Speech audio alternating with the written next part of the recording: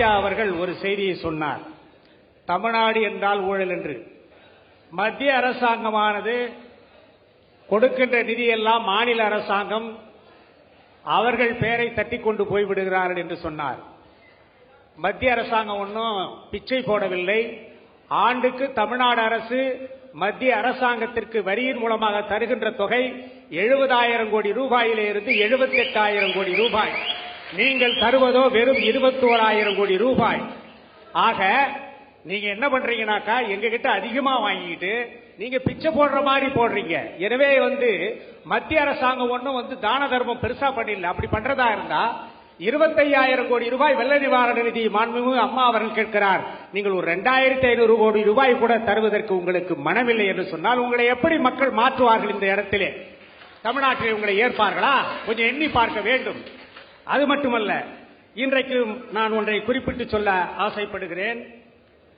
நீங்க எல்லாம் பாஜகவோட திமுக எல்லாம் பாஜகவோட கூட்டணி வச்சவங்க தானே என்று நடுவராக இருக்கிற பாண்டே அவர்கள் கூட கேட்டார்.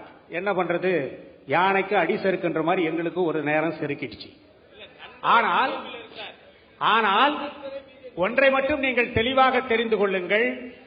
தமிழக மக்களுடைய நலனுக்காக மீண்டும் ஒருமுறை பாஜகவோடு கூட்டணி இல்லை என்று சொல்லி மாண்புமிகு அம்மா அவர்கள் எப்பொழுதோ தெளிவாக சொல்லிவிட்டார். ஆகவே மாற்றம் என்பது எப்பொழுது வரும் என்று சொன்னால், ஒரு ஒலிம்பிக் ஓட்டப்பந்தயத்தில் ஓடி தங்கப்பதக்கம் பெற்றவரை போல மாண்புமிகு அம்மா அவருடைய ஆட்சி இருந்து கொண்டிருக்கிறது. மராத்தான் ஓட்டத்தில் நிறைய பேர் ஆசையின் காரணமாக கலந்து கொள்வார்கள். எனவே மராத்தான் ஓட்டத்திலே ஓடுபவர்கள் எல்லாம் ஒலிம்பிக்கிலே ஓடி தங்கப்பதக்கம் வென்றவர்களுக்கு ஈடு இணையாக எப்படி ஆக முடியாதோ அப்படியே மாற்றம் வேண்டும் என்று சொல்லக்கூடியவருடைய வாக்குபலம் என்பது மிக மிக மிக சொற்பமான வாக்குபலம். இதை வைத்துக் கொண்டு இவர்கள் ஒருபோதும் மாற்றத்தை கொண்டு வர முடியாது. மக்கள் ஏற்கனவே முடிவு செய்து விட்டார்கள். மீண்டும் அம்மாதான் தமிழகத்தினுடைய முதலமைச்சராக வர வேண்டும் என்று சொல்லி அந்த நிலைமை கட்டாயம் உருவாக்குவோம் என்பதை கூறி விடைபெறுகிறேன். நன்றி, வணக்கம். நேரமின்மை காரணமாக அடுத்ததா திரு ராஜா அவர்கள் உங்களுடைய கருத்தை நீங்க பரிசு. அதாவது என்ன நடந்து கொண்டிருக்கிறது என்பதையெல்லாம் நாம் சுட்டி காட்டினால் எங்களுடைய சித்தாந்தம் வேறு, சில மனிதர் தவறு என்றெல்லாம் ஏதோ சில காழ்ப்புணர்வுகள் காரணமாக பேசினாலும் தனக்கு டாக்டர் பட்டம் கொடுப்பதை எதிர்த்த ஒரே காரணத்திற்காக உதயகுமாரை கொலை செய்து தந்தையை என் மகன் இல்லை என்று சொன்னதெல்லாம் ஜனநாயகமா? இவர்கள் ஜனநாயகவாதிகளா?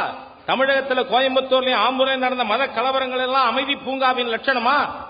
இன்று இந்த 3 ஆண்டுக்குள் மாத்திரம் 81 ஆணவ கொலைகள் நடந்திருக்கிறது. அது மாத்திரமல்ல, அகில இந்திய புள்ளி விவரம் சொல்லுகிறது, தலித் மக்களுக்கு எதிரான குற்றங்களிலே குற்றஞ்சாட்டப்பட்டவருடைய கன்விக்ஷன் ரேட் நேஷனல் ஆவரேஜை விட தமிழ்நாட்டில் கம்மி. இதுதான் இவர்களுடைய சீர்திருத்தத்தின் லட்சணம் என்பதை நான் சொல்லித்தான் நண்பர்களுக்கு சகோதரர்களுக்கு புரிய வேண்டுமா என்ன? அது மாத்திரமல்ல, நான் கேட்கிறேன், இன்று ஐஐடி என்ட்ரன்ஸ் எக்ஸாமினேஷன்ல 451 பேர் தமிழ்நாட்டிலிருந்து பாஸ், 2600 பேர் ஆந்திராவில் இருந்து. இந்த தமிழ் சமுதாயம் வஞ்சிக்கப்பட்டு இருக்கிறதா இல்லையா? ஏன் இப்படியா? அதுவும் சமச்சீர் கல்வி என்று சொல்லி இன்றைக்கு நான் கேட்கிறேன், என்கிட்ட இந்த வருஷம் மாத்திரம் இதுவரை 200 பேர் கடிதமான எனக்கு அட்மிஷனுக்கு. எந்த பள்ளிக்கூடத்தில்? சிபிஎஸ்இல, சென்ட்ரல் ஸ்கூல்ல. ஏன்? இந்த தமிழகத்தில் இருக்கின்ற கல்வி முழுக்க சீரழித்த குற்றம் 50 ஆண்டுகள் ஆட்சி செய்தவர்கள். அது மாத்திரமல்ல நண்பர்களே, 451 பேர் ஐஐடியில் பாஸ் பண்ணதுல வெறும் 28 பேர் சமச்சீர் கல்வியிலே, மீதி சிபிஎஸ்இல படித்தவர்கள். படிக்கின்ற மாணவனுக்கு தரமான கல்வி கொடுக்க வேண்டும் என்பதை விட்டுவிட்டு மீண்டும் தமிழ் பூச்சாண்டி காட்டுபவர்களை மக்கள் வேரோடும் வேரடி மண்ணோடும் தமிழகத்திலிருந்து கலைந்தெறிவார்கள் என்பதிலே எனக்கு எந்த விதமான சந்தேகமும் கிடையாது. அது மாத்திரமல்ல, ராமானுஜர் செய்யாத சீர்திருத்தத்தை இங்கு யாரும் சொல்லவில்லை. அதனால்தான் இப்பொழுது கலைஞர் அவர்களே ராமானுஜரை பற்றி இப்பொழுது சீரியல் எடுத்துக் கொண்டிருக்கார். ஆகவே இந்த சீர்திருத்தம் பற்றிய உங்களுடைய போதனைகள் எல்லாம் எங்களுக்கு தேவையில்லை. அதோடு மட்டுமல்ல, நான் சொல்லுகிறேன், காங்கிரஸ் கட்சி அதிமுக அப்பொழுது ஆட்சியில் இருந்தது, காங்கிரஸ் மத்தியிலே 10 ஆண்டுகள் இருந்தது. அப்ப 600 மீனவர்கள் கொல்லப்பட்டார்கள். இன்னைக்கு ஒரு சின்ன ஸ்கிராட்ச் கூட எந்த மீனவருக்கும் கிடையாது. அதுவும் மீனவர்கள் அங்க போனதுக்காக கொல்லப்படல. டெல்லியில இலங்கை கிரிக்கெட் மேட்ச்ல தோத்து போச்சுங்கிறதுக்காக ராமேஸ்வரத்தில் நம்முடைய சகோதரர் 5 பேர் கொல்லப்பட்டார்கள். நிலைமை மாறிக்கொண்டு இருக்கிறது. நிச்சயமாக மாற்றம் வரும். தமிழ்நாட்டின் உரிமையை இவர்களால் காப்பாற்ற முடியாது என்பதை நான் சொல்லிக்கொள்ள விரும்புகிறேன். அது மாத்திரமல்ல, பேராசிரியர் தீரனுக்கு சொல்றேன், ஒரு பஞ்சாயத்துக்கு 80 லட்சம் ரூபாய், அது டிவல்யூஷன் ஆஃப் ரெவென்யூ 42%, 32 இருந்ததா நாம் ஆட்சிக்கு வந்தவொடனே 42 ஆக்கணும். அது மட்டுமல்ல, இன்னைக்கு ஒரு தமிழ்நாட்டில் 12,600 பஞ்சாயத்து இருக்கு, கணக்கு போட்டுக் கொள்ளுங்கள். அது மாத்திரமல்ல, இங்க இருக்கின்ற தேசிய நெடுஞ்சாலைக்கு இந்த ஆண்டு மாத்திரம் 10,000 கோடி, குளச்சல் துறைமுகத்திற்கு, இதெல்லாம் மொத்த கணக்கு போட்டா 70,000 தாண்டிடும். Central government is partner of development. ஆகவே உங்களுடைய பிரிவினைவாதங்களால் தமிழ் மக்கள் இனிமேலும் திராவிட இயக்கங்கள் ஏமாற்ற முடியாது என்பதை சொல்லி வார்த்தைகளை நிறைவு செய்கிறேன். அடுத்ததாக ஆட்சி மாற்றம் சாத்தியமில்லை என்று சொல்லக்கூடிய அணியில சகோதரி. கல்வியை பற்றி சொன்னார். கல்வித்துறை சீரழிஞ்செல்லாம் போகல, கல்வி நல்லா தான் இருக்கு. ஆனால் மத்திய அரசு நடத்துகிற ஐஐடி நிறுவனங்களுடைய நுழைவுத் தேர்வுகள் வெறும் சிபிஎஸ்இ சிலபஸ் அடிப்படையாக கொண்டு நடத்தப்படுது. அதுதான் என்னமோ சிபிஎஸ்இ மட்டும் வானத்துல இருந்து குதிச்ச மாதிரியா, நம்ம எல்லாம் ஆனா அவன படிக்க தெரியாதவங்க மாதிரி பள்ளிக்கூடம் நடத்துற மாதிரி அதெல்லாம் இல்ல. மத்திய அரசு முழுக்க முழுக்க சிபிஎஸ்இ தேர்வு முறையை அடிப்படையாக கொண்டு நடத்துவது. ஆகையினால வந்த பிரச்சனை தான் ஐஐடிக்கு. அதே நீங்க தமிழ்நாடு மருத்துவக் கல்லூரிக்கு தேர்வு நடக்கும் போது பார்த்தா சிபிஎஸ்இ பசங்க எல்லாம் பின்னாடி போயிடுறாங்க. அப்ப அவங்களுக்கு அறிவில்லைன்னு அர்த்தமா? தமிழ்நாடு அரசு நடத்துகிற தேர்வு முறைகள்ல இந்த கல்வி திட்டத்துக்கு முன்னுரிமை கொடுக்கறாங்க. ஆகையினால் அப்படி நடக்குது. ரெண்டுமே கல்விதான். மூணாவது, தமிழ்நாட்டில் வளர்ந்து வருகிற ஜாதி படுகொலைகளை, காதல் திருமணங்களுக்கான எதிர்ப்பை நானும் கடுமையாக கண்டிக்கிறேன். இந்த ஜாதி கலவரங்களும் மத கலவரங்களும் நீங்களே சொன்னதை போல அண்மை காலமாக வளர்ந்து வருகின்றன. அண்மை காலமாக தமிழ்நாட்டில் 2 கட்சி கொஞ்சம் வளருது. அது ரெண்டும் வளரும் போது இது ரெண்டும் வளரும். ஆகையினால அந்த ரெண்டையும் வளர விடாம பார்த்துக்கிறது தமிழ்நாட்டில் அமைதியை விரும்புகிற மக்களுடைய முக்கிய கடமையாக இருக்கும். நன்றி, வணக்கம். அடுத்ததாக சொல்வதற்கு எதுவும் கருத்து இருந்தால் ஏதாவது மிச்சம் வச்சிருந்தீங்கன்னா திரு தங்கர் பச்சான் சொல்லலாம். ஏற்கனவே கொட்டினது போக ஏதாவது மிச்சம் இருந்துச்சுன்னா.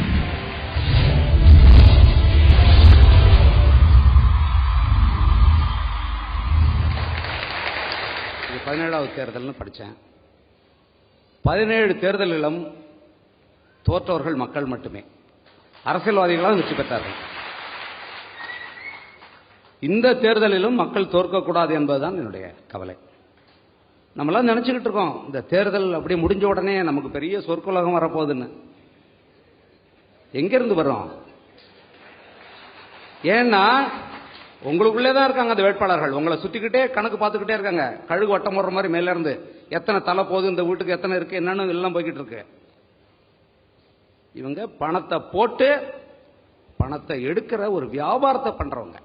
அவங்க கிட்டே இருந்து நீங்க விடுதலை கிடைக்கும்னு நினைச்சீங்கன்னா நம்மளை விட முட்டாள் கிடையாது. அரசியல் என்பது நமக்கானது. நம்ம அவங்க கிட்ட கை கட்டிக்கிட்டு எல்லாத்தையும் கேட்டுக்கிட்டு இருக்கோம். இவங்க செய்வாங்க, அம்மா இதை போடுங்க, ஐயா இதை போடுங்க. இது எவ்வளவு கோழைத்தனம், எவ்வளவு கேவலம். என்ன பெரிய படிச்சீங்க, 10 பட்டத்தை போட்டுக்கிறீங்க. மிக கவனமாக இப்ப இன்னைக்கு இருக்கிற பெரும்பாலான மக்களுடைய கவலைய இந்த வாக்கை எப்படி சரியா பயன்படுத்துறது அப்படிங்கறதான். இதுக்கு முன்னாடியே அந்த கவலை என் மக்களுக்கு இல்லை. ஏன் சொல்றேன்னா, நான் எப்படி பார்க்கறேன்னா, இப்ப என்னுடைய நிலையில இருந்து ஒரு புதிய மாற்றங்கள், பல அணிகள் வந்துச்சு தமிழ்நாட்டுக்கு. இதுவும் நடக்க போகுது அப்படின்னு பார்த்தேன். அது வைகோ, எனக்கு பிடித்த திருமா, இவங்கெல்லாம் இருக்கிற, அப்புறம் கொஞ்சம் கம்யூனிஸ்ட். நாங்களாம் அடிப்படை கம்யூனிஸ்ட் உணர்வு. ஆனா இன்னைக்கு இருக்கிறது கம்யூனிஸ்ட் இல்லை, அது வேற. இது ஏதோ ஒன்று நடக்குமோ அப்படின்னு நினைச்சேன். அது எப்ப அந்த விஜயகாந்தால சேர்ந்தாரோ அது முடிஞ்ச போச்சு. இல்ல இது கேளுங்க, எனக்கு அவர் நண்பர், அது வேற. அவரை வச்சு வேற ஒண்ணு ஒரு தொழில் செய்ய பாக்குறாங்க, அங்கதான் பிரச்சனை. அவர் என்னுடைய நண்பர், எல்லாரும் உதவக்கூடிய ஆள். அவரை வச்சுக்கிட்டு வேற ஒண்ணு செய்ய பாக்குறாங்க, அது அல்ல. அவர் வீட்டில இருக்கட்டும், நலமா இருக்கட்டும், இது ஒண்ணு. சரிங்களா? இருங்க, என்ன பிடிச்சி எடுத்துட்டு போய் உட்கார வச்சாதான் உட்காருவேன் நான். ஏன் தெரியுமா? ஏன்னா உங்க சார்பா நான் பேச வந்திருக்க ஒரே ஆள் நான் தான். எனக்கு நேரம் கிடைக்கும். இன்றைக்கு இந்த மக்களுடைய பெரிய பிரச்சனை என்ன தெரியுமா? அவங்க மௌனமா இருக்கிறதா. நம்முடைய எல்லா பிரச்சனையும் காரணமே அதுதான். தயவு செஞ்சு அந்த மௌனத்தை உடைங்க. இன்னைக்கு எல்லாருடைய பிரச்சனையும் வருமானம் இல்லை, குடும்பத்தில் வேலை இல்லை. 550 கல்லூரி திறந்து வச்சிருக்கீங்க. யார் திறந்தீங்க? ஆண்டுக்கு 3 லட்சம் பொறியாளர்கள் வெளியே வரான். 20,000 பேருக்கு தான் வேலை. அவன் கடன் கொடுத்துட்டு அவன் சுருப்பட்டு சாவறான். அவன் மாசம் மாசம் எங்க உழைச்சு அதை கட்டுவான்? இதுதான் வளர்த்திருக்கிற இங்க கல்வி. எல்லாருக்கும் பிள்ளைகளுக்கு கல்வி கொடுக்கறதுக்கு திடீர்னு உடம்புக்கு வந்துட்டா எல்லாருக்கும் வேற வேற ஏதோ இருக்கு வியாபாரம். சாதாரண மக்களுக்கு என்ன இருக்கு? அவன் உயிரை கூட காப்பாற்றிக்க முடியல. மருத்துவம் இல்லை. விவசாயிகள் எங்க? விவசாயி செத்து மடிச்சுட்டு என்னங்க எப்படி பார்த்துக்கிட்டே இருக்கீங்க? மாறி மாறி ஆட்சி பண்றீங்க. அவன் செத்து மடிக்கிறத பார்த்துக்கிட்டே இருக்கீங்களா? கொஞ்சம் கூட இறக்கமே இல்லையா? என்ன விவசாய முன்னேற்றத்துக்கு இங்க நடந்துச்சு? மானியமும் இலவசம் கொடுத்தா விவசாயம் முன்னேறிடுவானா? அதுக்கான ஏன் இதை சொல்றேன்னா, இப்ப நான் கவனிச்சுக்கிட்டு வரேன். விவசாயத்தை பத்தி பேச ஆரம்பிக்கிறாங்க. யாருன்னு உங்களுக்கு தெரியும். அந்த கட்சிகளை பாருங்க. இலவசங்கள் இல்ல, நான் மருத்துவத்தை தான் கொடுப்பேன், கல்வியை தான் கொடுக்கிறேன், இதுதான் இந்த நாட்டுக்கு வேணும். தயவு செஞ்சு புரிஞ்சுக்குங்க. தொலைநோக்கு திட்டம் வேணும். அந்த நேரத்துக்கு ஓட்ட போடுங்கிறதுக்கு அதை கொடுக்கறது இல்ல. இத புரிஞ்சுக்கன்னா உங்க ஓட்டு செல்லும். இல்ல அது செல்லாத ஓட்டு தான். புரிஞ்சுக்குங்க. அதிமுக திமுக எந்த கட்சியும் சேர்ந்தவன் அல்ல நான். சின்னங்களை பார்த்து வாக்களிக்கிற அந்த குடிச்சவன் செய்யற வேலை அது. தண்ணி அடிச்சவன் செய்யற வேலை அது. அந்த மயக்கத்திலே இருக்கிறது. சின்னத்தை பார்த்து வாக்களிக்காதுங்க. கொள்கை, செயல் திட்டங்கள், தத்துவம், எதிர்காலம், இதை பார்த்து நீங்க வாக்களிங்க. நன்றி. நண்பர்களை, அடுத்ததாக தன்னுடைய இறுதி வாதத்தை எடுத்து வைப்பதற்காக வருகிறார் நண்பர் திரு திருச்சி வேலுச்சாமி அவர்கள். ஒரு பழைய பழமொழி உண்டு. ஒரு வீரனை போற்றுங்கள், ஒரு வீரன் தோன்றுவான். ஒரு தியாகியை போற்றுங்கள், மீண்டும் ஒரு தியாகி தோன்றுவான். ஒரு அறிஞனை போற்றுங்கள், மீண்டும் ஒரு அறிஞன் தோன்றுவான். தங்கர் பச்சான் அவர்களே, கடந்த கால நேர்மையாளர்களை போற்றுங்கள், மீண்டும் நேர்மையாளர்கள் தோன்றுவார்கள். நான் உங்களை பார்த்து கேட்பது உங்களை அல்ல, இந்த சமூகத்தை பார்த்து கேட்கிறேன். பருத்தி நூலை போட்டு நெசவு செய்தால் பருத்தி சேலை தான் கிடைக்கும். பட்டு நூலை போட்டு நெசவு செய்தால் பட்டு சேலை கிடைக்கும். அரசியல்வாதிகள் என்பவன் ஆகாயத்திலிருந்து குதித்தவன் அல்ல. உங்களுடைய அண்ணன், உங்களுடைய தம்பி, உங்களுடைய தோழன், உங்களுடைய மாமன் மச்சான் தான். நீங்கள் பருத்தி சேலையை நெசவு செய்து பட்டு சேலையை எதிர்பார்க்க கூடாது. நீங்கள் அரசியல்வாதி யாராவது தமிழ்நாட்டிலே முதலமைச்சராக தானே போய் ஆசனத்தில் அமர்ந்து விட்டானா? நீங்களும் நானும் வாக்களித்ததற்கு பின்னாலே வெற்றி பெற்று தானே அமர்ந்தான். அதற்கு யார் காரணம்? மேலே பறக்கிற அந்த ஆகாயம் பெட்ரோல் தீர்ந்து விட்டால் கீழே விழுந்தே தீர வேண்டும், இல்லை என்றால் இறங்க வேண்டும். அந்த பெட்ரோல் தான் மக்களுடைய வாக்கு. நான் முதலிலே உங்களை பார்த்து கேட்டேன்.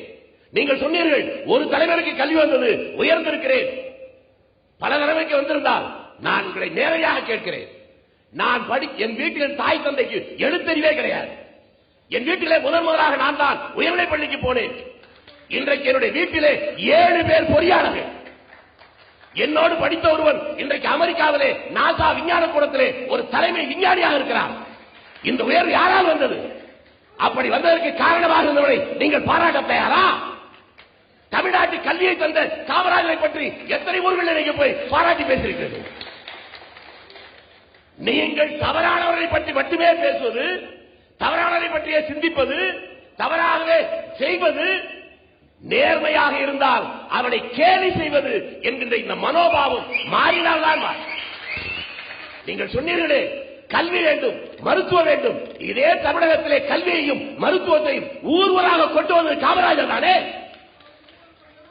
இன்றைக்கு அரசாங்கம் நடத்த வேண்டிய கல்லூரி, அரசாங்கம் நடத்த வேண்டிய மருத்துவமனை எல்லாம் சரியாருக்கு போய்விட்டது.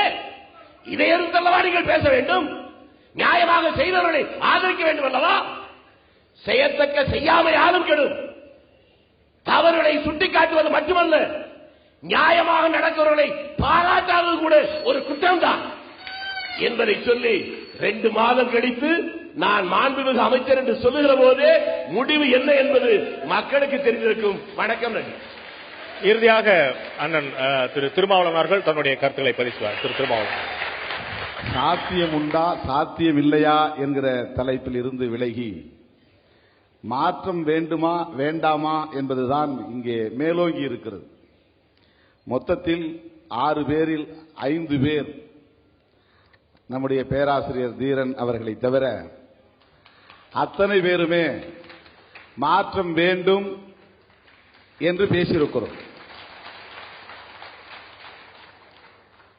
திருச்சி வேலுசாமி அவர்களும் தோழர் அருள்மொழி அவர்களும் சாத்தியமில்லை என்ற அணியிலே பேசினாலும் கூட மாற்றம் தேவை என்பதை வலியுறுத்தி இருக்கிறார்கள். பேராசிரியர் தீரன் அவர்களால் அப்படி பேச முடியாது. அவரும் மாற்றம் வேண்டும் என்று விரும்புகிறவர் தான். அம்மாவுடைய ஆணை இல்லாமல் அடுத்த வார்த்தை பேச முடியாது. ஆக ஒட்டுமொத்தத்தில் 6 பேருமே மாற்றம் வேண்டும் என்பதிலே உடன்பாடாக இருக்கிறோம். சாத்தியம் உண்டா இல்லையா என்பதுதான் இந்த பட்டிமன்றத்தினுடைய அடிப்படையான கேள்வி. சாத்தியம் உண்டு என்பதுதான் திருமாவளவனின் கருத்து. அதிமுக ஊழல் செய்கிறது என்று திமுகவும், திமுக ஊழல் செய்கிறது என்று அதிமுகவும் மாறி மாறி சொன்னதன் விளைவாக அம்பலப்பட்டு இருக்கிறார்கள். வழக்கு நடந்து தண்டனைக்கும் உள்ளாகி இருக்கிறார்கள். ஆகவே ஊழல் என்பதும் மது என்பதும் தமிழ்நாட்டு அரசியலில் இந்த தேர்தலில் மிக முதன்மையான முரண்பாடுகளாக மாறி நிற்கின்றன. ஊழலை ஒழிப்போம், மதுவை ஒழிப்போம் என்பது பெரும்பான்மையான மக்களின் கருத்தாக இருக்கிறது. இந்த பொதுமக்களின் மனோநிலையை, இந்த பொது கருத்தை வலுவாக்குவதற்கு இளம் தலைமுறை துணிந்து வர வேண்டும். ஜனநாயக சக்திகளே, இளம் தலைமுறையை சார்ந்த தோழர்களே, நீங்கள் துணிந்தால் சாத்தியம் உண்டு, ஆட்சி மாற்றத்திற்கு வாய்ப்புண்டு என்று சொல்லி வாய்ப்புக்கு நன்றி கூறி நிறைவு செய்கிறேன். நன்றி, வணக்கம். மாற்றம் சாத்தியமா? ஏன் சாத்தியமில்லை? மிக நிச்சயமாக சாத்தியம். பல விஷயங்கள் சாத்தியப்பட்டிருக்கிறது. இதே இந்தியாவில் சாத்தியப்பட்டிருக்கிறது. காங்கிரஸ் அரசு பேரரசாக இருந்து அதை ஆட்சியா யாருமே ஆட்ட முடியாது என்று சொல்லி முழுமையான முடிவோடு அதிகாரத்தை முழுமையாக பயன்படுத்தி சட்டத்தில் இருப்பதைத்தான் செய்கிறோம் என்று சொல்லி இந்த நாட்டில் அவசர நிலை பிரகடனத்தை செய்தபோது சாமானிய மக்களின் பிரதிநிதிகளாக இருந்து ராஜநாராயணன் மற்றவர்களும் சேர்ந்து முழுமையாக காங்கிரஸ் அரசை வீழ்த்தி முதல் முறையாக காங்கிரஸ் அல்லாத அரசு 1977 வந்தது. காங்கிரஸை தவிர வேறு யாரும் ஆட்சிக்கே வர முடியாது என்று நினைத்துக் கொண்டிருந்த போது 1996 வந்து பாஜக அரசு வந்து 99 அவர்கள் அடுத்தது சொன்னார்கள். வாஜ்பாய் மட்டுமல்ல, குஜ்ரால் வந்தார், VP சிங் வந்தார், சந்திரசேகர் வந்தார், வாஜ்பாய் வந்தார், 13 நாள் வந்தார், 13 மாசம் வந்தார். நிலையான ஆட்சியை எங்களால் மட்டும்தான் தர முடியும் என்று சொன்னார்கள். நிலையான முழுமையான ஆட்சியும் கூட 99 2004 வரை சாத்தியமானது. இந்த மக்கள் தான் வாக்களித்தார்கள். கர்ம வீரர் காமராஜர் திருச்சி வேலுசாமி அவர்கள் எவ்வளவு முறை குறிப்பிட்டார்? அவரை தோற்கடித்தது இதே தமிழ் தேசம். அவர் மீது கொண்ட பகையினால் அல்ல நண்பர்களே, ஆட்சியாளர்கள் முழுமையாக அரசியல் சந்தர்ப்பத்தை புரிந்து கொள்ளாமல் தங்களுடைய நிலைப்பாட்டை பால்கனியிலேயே வைத்துக் கொண்டிருந்தார்கள். பேசியதெல்லாம் வேறு. கோபம் காமராஜ் மீது விழுந்தது. அதன் பிறகு ஒரு இடைத்தேர்தல் காமராஜ் வந்து பாராளுமன்றத்துக்கு அனுப்பப்பட்டார். அதன் பிறகு குடியாத்தத்தில் வெற்றி பெற்றார், நாகர்கோவில் விட்டார். காமராஜரை தோற்கடித்ததல்ல தமிழ் தேசம், காமராஜர் இருந்த இடம். திமுக தலைவர் கருணாநிதி சொல்வாரு, அவர் நல்ல தலைவர் தான், அவர் இருக்கிற இடம் சரியில்லைன்னு சொல்லி சொல்லியிருந்தார். அத மாதிரி வந்து காமராஜ் மீது தனிப்பட்ட கோபம் காங்கிரஸ் மீது இருந்த கோபம் காமராஜ் மீது வெளிப்பட்டது. இடதுசாரி இயக்கங்கள் 34 ஆண்டுகள் மக்களால் தேர்ந்தெடுக்கப்பட்ட, உலக வரலாற்றிலேயே இல்லாத மக்களால் தேர்ந்தெடுக்கப்பட்ட இடதுசாரி அரசு மேற்கு வங்கத்தில் இருந்தது. அசைக்க முடியாத சக்தி காங்கிரஸ் கட்சி. பெரிய போராட்டங்களை செய்து அசைக்க முடியல. காங்கிரஸ் கட்சியிலிருந்து வெளியேறி வந்து புது கட்சி துவக்கிய ஒரு பெண்மணி மம்தா பானர்ஜி சாதித்து காட்டினார் 2011. நிறைய மாற்றங்கள் சாத்தியம். அப்படி சாத்தியம் என்றுதான் 91 பாமக நிறுவனர் முயற்சி செய்தார், 96 மூப்பனார் முயற்சி செய்தார், 96 திரு வைகோ அவர்கள் முயற்சி செய்தார். நான் முதலில் குறிப்பிட்டது போல அவர்களை நம்பி வாக்களிக்கலாமா என்று நாம் யோசிப்பதற்குள்ளாக மீண்டும் அதிமுக திமுக பக்கம் அவர்களே சென்றார்கள். அவர்கள் அதிமுக பண்ற பக்கம் சென்றால் நாமும் போயிட்டோம். அப்புறம் மாற்றம் வேணும்னா என்னால் தயங்காமல் சொல்ல முடியும், இந்த அரங்கத்தில் இருக்கக்கூடிய 6 விருந்தினர்களும் அதிமுக திமுகவை முழுமையாக ருசித்து பார்த்தவர்கள். கூட்டணியோடோ தனியாகவோ. நிறைய மிளகா சாப்பிட்டவர் ஒருத்தர், நிறைய சவுக்கடி வாங்கினவர் ஒருத்தர், போதும் சாமின்னு சொல்லிட்டு சிலர் 3 பேர் வந்திருக்கிறாங்க. இதை வேதனையாக பார்க்கிறார்கள். ஆனால் அதிமுக திமுக 2 கட்சிகளுமே கிள்ளுக்கீரை அல்ல, போகிற போக்கில் பிடிந்து எறிவதற்கு அவர்கள் ஆழ வேர்ந்து இருக்கக்கூடிய ஆலமரங்கள். அவர்களை வெல்ல வேண்டுமானால், ஆட்சி மாற்றம் சாத்தியப்படுத்த வேண்டுமானால் முதலில் நல்லதொரு தனிப்பெரும் தலைவன் வேண்டும். நண்பர்களை, நான் உங்களுக்கு சொல்லிக் கொள்வேன், ஒரே ஒரு ஓட்டில் கவிழ்ந்த ஆட்சி உண்டு, ஒரே ஒரு ஓட்டில் கவிழ்ந்த வேட்பாளர்கள் உண்டு. நீங்கள் அடுத்தவர் யாருக்கு வாக்களிக்கிறார்? என்னுடைய தோழி கீதா, மாலா, விமலா, அவிதா, கவிதா எல்லாம் வந்து இன்ஜினியரிங் படிக்கிறார், நானும் இன்ஜினியரிங் படிக்கிறேங்கிற ஒரு விடலை பிள்ளைகள் போல் இல்லாமல், அவன் எல்லாம் அதிமுக திமுக மக்கள் நல கூட்டணி பாமக தேமுதிக வாக்களிக்கிறார், நானும் வாக்களிக்கிறேன் என்று இல்லாமல், நாம் யாருக்கு வாக்களிக்க வேண்டும் என்று ஒவ்வொருத்தரும் முடிவு பண்ணீங்கன்னா நிச்சயமாக நீங்கள் எதிர்பார்க்கக்கூடிய மாற்றம் சாத்தியம்தான். பலமுறை குறிப்பிட்டது போல அதிமுக திமுக இரண்டுடைய வேர்கள் மிக வலுவானது. நீங்கள் நினைப்பது போல இல்ல. அவர்களை அசுரர்களாக சொல்லிட முடியாது. நாம பார்த்து கொண்டிருக்கக்கூடிய அத்தனை வளர்ச்சிக்கும் எப்படி நாம் வீழ்ச்சிக்கெல்லாம் அவர்களை குற்றம் சாட்டுகிறோமோ அப்படி வளர்ச்சிக்கும் அவர்களுக்கு தான் கிரெடிட் கொடுத்தாக வேண்டும். வீழ்ச்சிக்கு மட்டும் அதிமுக திமுக காரணம், வளர்ச்சிக்கு வேறு யார் காரணம்? அனைத்து ஜாதியினரும் அர்ச்சகர் ஆகலாம் என்று சொன்னது திமுக அல்லவா? மறந்து விட முடியுமா? இன்னைக்கு அம்மா உணவகத்தை வரவேற்கிறேன் என்று ஸ்டாலினாலே சொல்ல வைத்தார்களே, அதை நாம் மறந்துவிட முடியுமா? இவர்கள் அத்தனை பேருமே இந்த 2 கட்சிகளோடு கூட்டணி வைத்திருந்தார்களே, அதை நாம் மறந்துவிட முடியுமா? நிச்சயமாக மாற்றம் சாத்தியம். 2016 சாத்தியமா இல்லையா என்பதை உங்களுடைய முடிவுக்கு விட்டு விடுகிறேன் நண்பர்களே.